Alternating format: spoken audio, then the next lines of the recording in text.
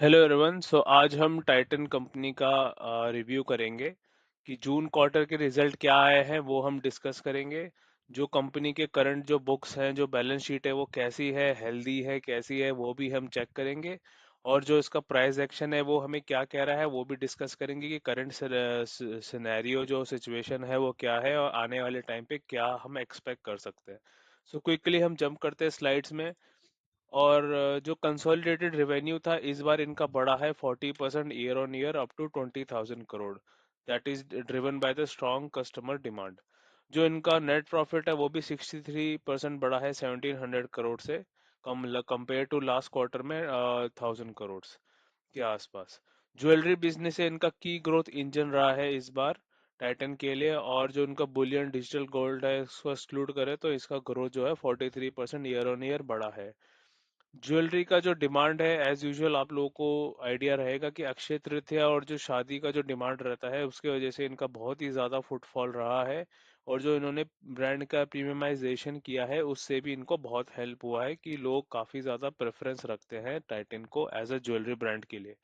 Titan का जो EBITDA margin है वो भी बहुत ज़्यादा इंप्रूव हुआ है फ्रॉम 11.8% अप टू 13.4%।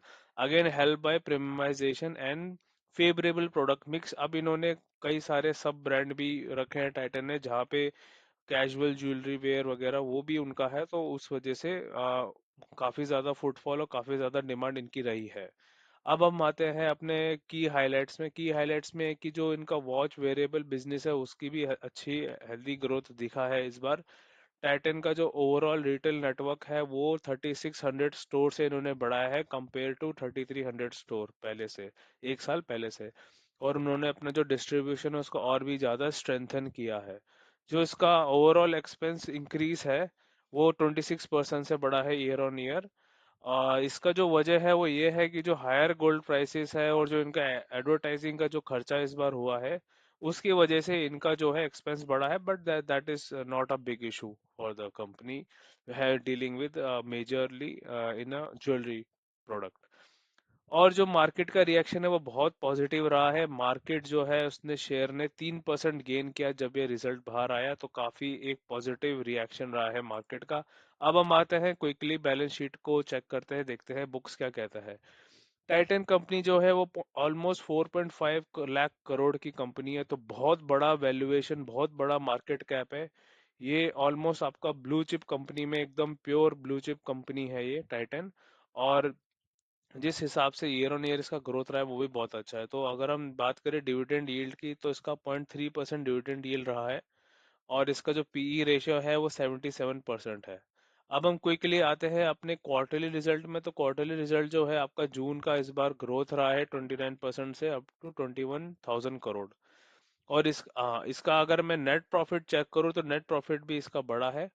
और नेट प्रॉफिट आपका 1700 crore from the last 1000 crore जो हमने अभी स्लाइड्स में चेक किया था।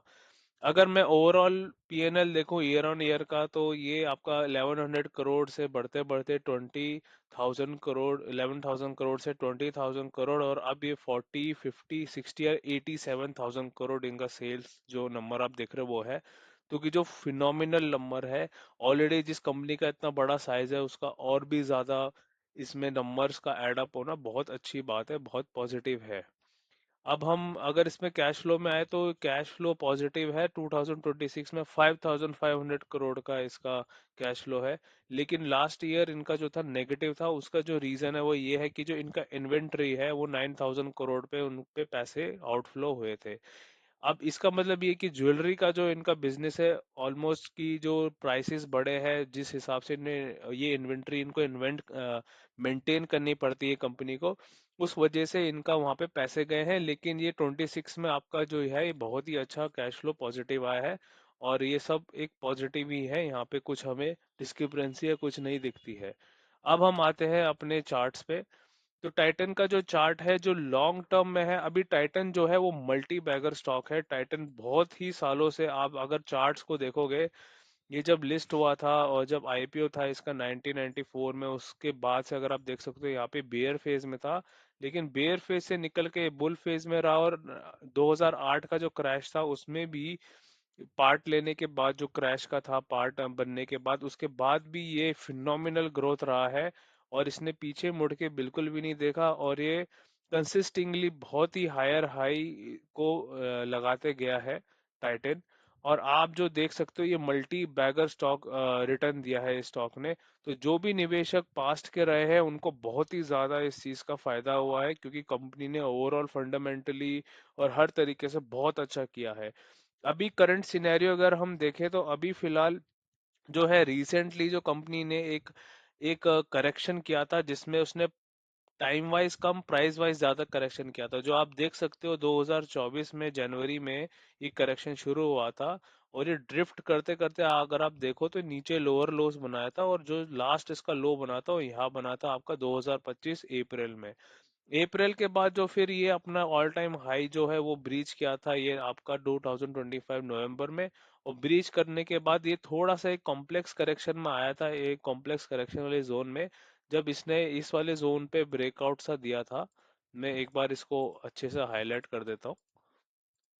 जो ये वाला आपका ऑल टाइम हाई था, जब इसने इसको ब्रीच किया था, तो यहाँ पे एक कॉम्प्लेक्स करेक्शन में आया था, और एक complex correction right after when the price breached the all time high figure. तो वो जब प्राइस ब्रीच हुआ था, तब ये आपको कॉम्प्लेक्स करेक्शन यहाँ पे आप देख सकते हैं, ये रहा है कंपनी का।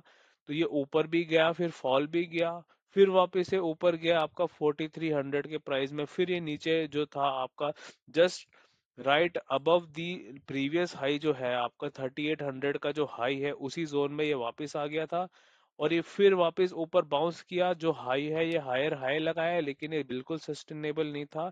ये आपका 4500 का फिगर था, और ये फिर से जो है ये वापस नीचे इसी जोन में, एग्जैक्ट यहाँ पे नहीं, बट ये जो जोन है आपका ऑलमोस्ट 3900 का है, 3800 का, इसी जोन को फिर वापस से टेस्ट करने आया था। लेकिन फिलहाल अभी जो देखने को मिल रहा है वो ये है कि जो जो स्टॉक है, उसने जब से ये रिजल्ट आया है, या रिजल्ट का जो भी चीज सिनेरियो दिखी है, कंपनी ने इसको बहुत ही ज्यादा पॉजिटिवली लिया है। उनको ये आउटलुक, जो उनको ये ओवरऑल नंबर्स बहुत अच्छे लगे हैं। और राइट आफ्टर 2026 आपका जो जुलाई है, यहाँ से बहुत ही स्ट्रांग मोमेंटम स्टॉक ने दिया है, और ये नॉन स्टॉप स्टॉक चल रहा है। आपका जो ये वाला जो पॉइंट था 2026 जून से ही ये कंटिन्यूसली चलते जा रहा है। बहुत ही छोटे छोटे टाइम फ्रेम के जो है यहाँ पे करेक्शन किया है, और उसको करते के साथ बहुत ही कंफर्टेबली यहाँ पे ऑल टाइम हाई को ब्रीच किया है, और अभी ऑल टाइम हाई बन गया है। अब सबसे बड़ा जो क्वेश्चन है वो ये है कि ये ऑल टाइम हाई तो बना रहा है, लेकिन ये कब तक ये ऑल टाइम हाई बनाएगा। मी एज अ जो मैं रीड कर रहा हूँ मार्केट को, जो मैं कर पा रहा हूँ, वो मेरे लिए सबसे बड़ा क्वेश्चन ये है कि ये मल्टी बैगर का स्टॉक है, ये कहाँ रुकेगा, कहाँ ये ऑल टाइम हाई बनाएगा, कहाँ वो एक टॉप बनाएगा, जिसको टॉप बनाने के बाद वो बहुत बड़े बेयर फेज में आएगा। ऐसी गाइस, ऐसी कोई सी कंपनी नहीं है जो बेयर फेज में नहीं जाता, ऐसा कोई भी कंपनी नहीं होता है। टाइटन जैसी अच्छी से अच्छी कंपनी भी जो है, वो एट सर्टेन पॉइंट और सर्टेन वैल्यूएशन में हाईली ओवर वैल्यूड बनेगा ही बनेगा। क्वेश्चन ये उठता है कि जो आज के जो वैल्यूएशन है वो बहुत अच्छे हैं या ओके वैल्यूएशन है, कि क्या ये हाईली ओवर वैल्यूड वैल्यूएशन है, वो अभी हमको चार्ट में देखने को नहीं मिल रहा है। और वैसे भी हमको गैस नहीं लग रहा है कि वो क्या है। लेकिन हमको ऐसा गैस नहीं लगाना है जब तक चार्ट्स में, जब तक प्राइस एक्शन में ऐसा कुछ मार्केट हमको नहीं मैसेज देती है या सिग्नल्स नहीं देती है कि ये बेयर फेज में जा रहा है, तब तक हमको इस चीज का आउटलुक नहीं रखना है कि ये अभी बेयर फेज में आएगा या स्टार्ट करेगा। अभी जो कंपनी है ये ऑल टाइम हाई लगा रहा है, so we have to follow the price action, and we have to accept the fact कि ये ऑल टाइम हाई ही कर रहा है। अभी जो है ये आपका बहुत ही स्ट्रांग इम्पल्स वेव बना है। हो सकता है मे बी ये थोड़ा बहुत इसका पूरे जो इम्पल्स वेव है इसका करेक्शन भी करे। अगर मैं यहाँ पे आपका फिबोनाची लेवल लगाता हूँ, तो मेरे लिए क्वेश्चन ये उठता है कि क्या ये इसी पॉइंट से यहाँ पे रिट्रेसमेंट करेगा, या ये और हाई लगाएगा। देखते हैं आने वाले टाइम पे आगे टाइटन कैसा परफॉर्म करता है, आगे वाले जो क्वार्टर है वो कैसा रहेगा, जो इन्वेस्टर है उनकी एक्सपेक्टेशन कैसी रहेगी, और प्राइस एक्शन में उसका कैसा असर होगा।